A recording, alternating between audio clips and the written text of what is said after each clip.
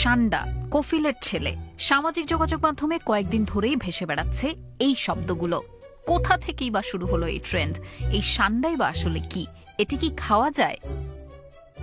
Saudi প্রবাসী blogger Abdul Mannan তার Facebook profile অনুযায়ী তিনি সৌদি আরবের দাম্মামে থাকেন এবং পেশায় ছাগল, উট ইত্যাদি চড়ান। সম্প্রতি তারই একটি রিলসে দেখা গেছে একটি সান্ডা ফোঁস করছে। প্রায় 1 কোটি বার দেখা হয়েছে এই ছোট্ট ভিডিওটি। সামাজিক যোগাযোগ মাধ্যমে এরপর থেকেই আলোচিত হয়ে ওঠে সান্ডা। আর কফিল শব্দটি দিয়ে বোঝায় মধ্যপ্রাচ্যে কর্মরত বাংলাদেশি শ্রমিকদের নিয়োগকর্তাকে। সান্ডার সাথে কফিল এবং কফিলের ছেলে মিলিয়ে নানা হাস্যরসাত্মক কমেন্ট করতে দেখা যাচ্ছে মানুষকে। অনেকেই আবার প্রশ্ন করছেন, সান্ডা আসলে কি? এটি কি খাওয়া যায়?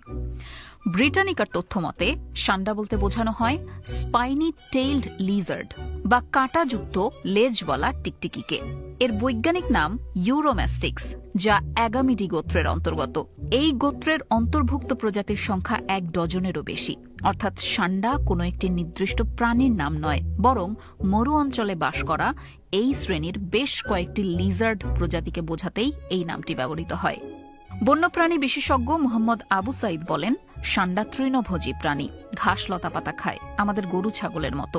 সান্ডা সাধারণত উত্তর আফ্রিকা থেকে শুরু করে ভারতের শুষ্ক ও আধা শুষ্ক অঞ্চলে ছড়িয়ে রয়েছে।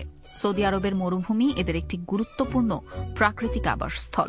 দিনের বেশিরভাগ সময় এরা সূর্যের আলোতে গা সেকে কাটায়, আর সন্ধ্যা নামতেই নিরাপদ আশ্রয়ের খোঁজে গর্তে ঢুকে পড়ে। বিপদের আঁচ পেলেই পাথরের খাঁজে আশ্রয় নেয়। সেখান থেকেই সংগ্রহ করে গাছের পাতা ও ফলমূল। মাঝে মাঝে পোকামাকড়ও খায়, যদিও প্রাপ্তবয়স্ক অবস্থায় এরা নিরামিষভোজী। সান্ডার মাথা চওড়া, শরীর মোটা এবং রয়েছে 4টি শক্তিশালী পা। বড়দের গড় দৈর্ঘ্য 25 থেকে 30 সেন্টিমিটার। তবে সবচেয়ে চোখে পড়ার মতো অংশ হল এর মোটা কাঁটায় ভরা লেজ। শিকারীর আক্রমণ থেকে বাঁচতে এই লেজই হয় তার প্রধান অস্ত্র। সব প্রজাতির সান্ডাই ডিম পাড়ে।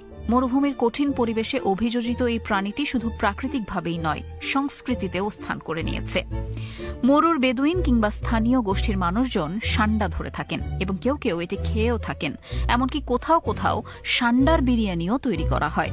সৌদি আরবে গণহারে এটি খায় না, মাঝে মাঝে ধরে তারা খায়, বলছিলেন প্রাণীবিদ আবু সাইদ।